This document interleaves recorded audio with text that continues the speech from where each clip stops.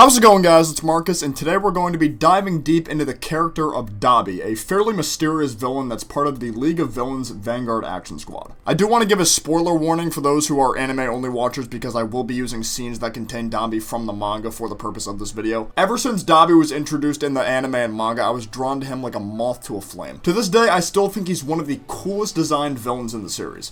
His look is very unique with his patch-like skin and piercings, and isn't too over the top with his look of a villain. Just a simple, long, beat-up coat and boots makes him look just as, if not more intimidating than Toga Himiko with her Bane mask and blood-sucking needles.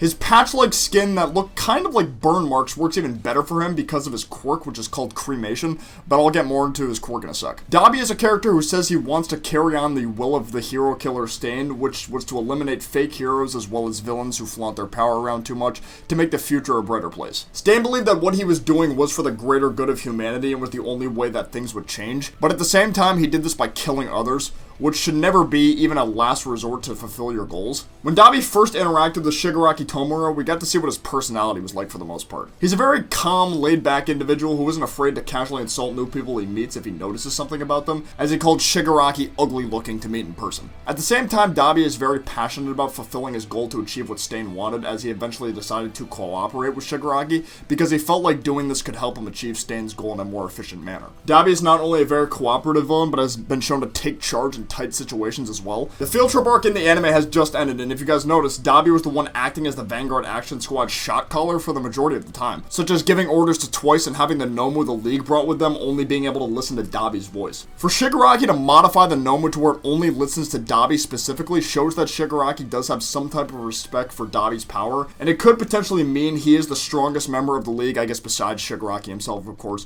when it comes to both quirk power but intellect as well. Dabi's calm nature also applies to his fights with others. There have been times in My Hero where we see characters let their emotions get the better of them and it affects the way they fight sometimes.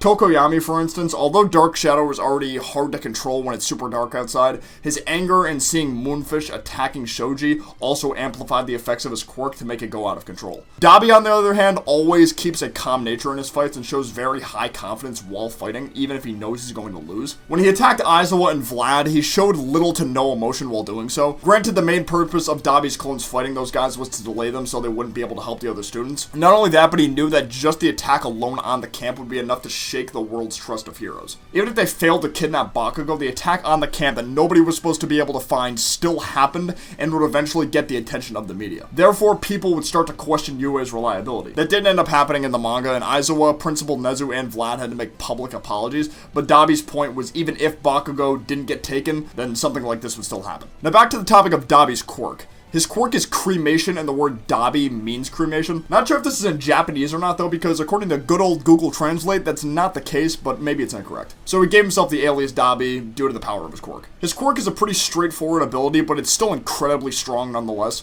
Dabi can release immense blue flames from his hands that are so powerful that if someone is hit by them, they're turned to ash almost instantly. Hence why the quirk is called Cremation. Dabi seems to be capable of lighting other parts of his body on fire as well, like parts of his face and the sides of his arms, similar to how Todoroki looks when he activates his left side. Now, I think Dabi arguably may have the strongest fire-based quirk in the entire series when it comes to just a base power. If you didn't know, his flames are blue because of how incredibly hot they are. Todoroki has red flames because his flames can only go up to about 1800 degrees Fahrenheit, but since Dabi's flames are blue, his flames are able to produce heat as high as 5,000 degrees Fahrenheit, which is almost 3 times as hot as Todoroki's flames. Endeavor has been shown to create blue flames as well, and he's the current #1 hero, so he definitely has amazing control over his quirk and knows how to use it to the fullest extent. However, if Dabi eventually develops his quirk even further, he might be able to go toe-to-toe with Endeavor. One issue with Dabi, though, is he seems to be incredibly reliant on the power of his quirk and isn't super fit for close combat fighting. Someone like Aizawa has a bad matchup for him because all Aizawa has to do is look at him for a split second and Dabi's clone was completely helpless. Dabi does seem to be getting stronger, though. In the manga, well after the field trip arc, Dabi was trying to look for new members to recruit into the League of Villains. However, the men he came across seemed like dumb thugs who acted like the types of criminals Stain wouldn't like and didn't deserve to be a part of the League, and he just bodied all of them without even trying. And after the Overhaul arc finished, Dabi defeated a pro hero named Snatch who had a sand quirk. Although he had a little bit of help from Mr. Compress at the end of the fight, Dabi seemed to handle Snatch pretty easily by just setting his body ablaze to break free from the sand. This scene in particular shows Dabi's more sadistic side in a sense as well. Snatch mentioned there had been a string of murders lately where people's bodies have been found as almost nothing but ash, and of course Dabi was the culprit. Dabi was shown taking pride in this news, saying he's happy he's starting to make news because of this. But I do think this makes Dabi somewhat of a hypocrite because Stain's ideals were to get rid of fake heroes and criminals who wave their power around in the media. Even though Stain made the news when being captured and for killing people, he never showed any visual happiness about this because it would have went against his own ideals. Maybe I'm being too nitpicky here, but if Dabi was truly trying to finish exactly what Stain was trying to do, he wouldn't make comments like that. But at the same time, I guess it does make him more of a unique character. If Hirokoshi just copy and pasted Stain's exact personality onto another character, it would give less variety to the villains. The main point of this scene with Dabi specifically, though, was to show how ruthless he can be and not even bat an eye. To this day, Dabi is still a very mysterious character, as he is still the only League of Villain member whose true name has yet to be revealed. This still being a thing leads myself and many others to believe he is being set up for something big when it comes to his true name eventually getting revealed, because of course it will.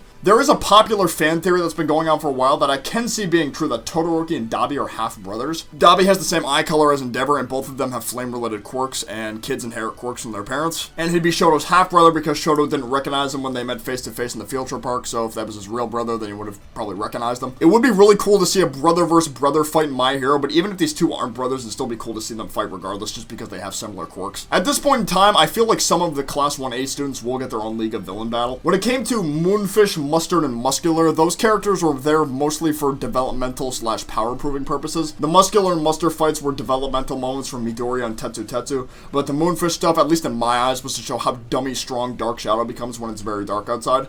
Moonfish was a death row inmate who had very good control over his quirk, but he got one-shot by Dark Shadow. If Tokoyami can learn to completely control Dark Shadow once it's at that size, he'll be an incredibly strong pro hero.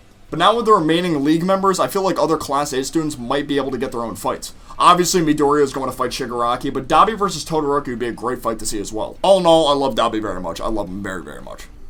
Huh? That's right, Dabi, you heard me. Give me a kiss.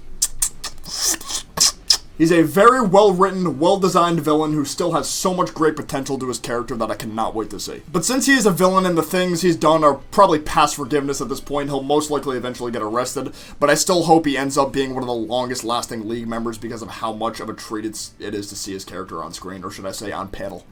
I just really want to see the League of Villains again. Don't get me wrong, the whole Gentle arc was nice and all, but the League has so much charm to them. I honestly cannot wait to see what they have to offer. Like, we haven't had an arc really dedicated to the League since the Field Trip arc, and that's where the anime's at right now. Like, the League needs more spotlight, man. It's been too long. We had Overhaul arc. Overhaul arc was great, obviously. You know, Gentle arc. It's time for the League to get back into this, boys. It's time for them to get back in. You know what would be cool if they did another thing like they did with Overhaul arc, where they had two specific League members kind of have the spotlight for the next arc? You know, with the Overhaul arc, it was twice in Toga, but then this time maybe it could be Dabi and Mr. Compress, or maybe Dabi and Spinner, or just Dabi. It would be cool to see Dabi and Spinner though, because those two are like the Stain fanboys, so having them work together, that'd be pretty cool to see. But I think that's going to be it for this video, though. Thank you guys so much for watching. If you guys have any other suggestions for My Hero character analysis videos, let me know in the comments down below. Be sure to leave a like if you enjoyed, and if you're new to the channel, subscribe. Also, I have a Discord server if you guys would like to join. The link for the Discord will be in the description down below. But until then, I will see you guys next time. Peace out, take care, bye-bye.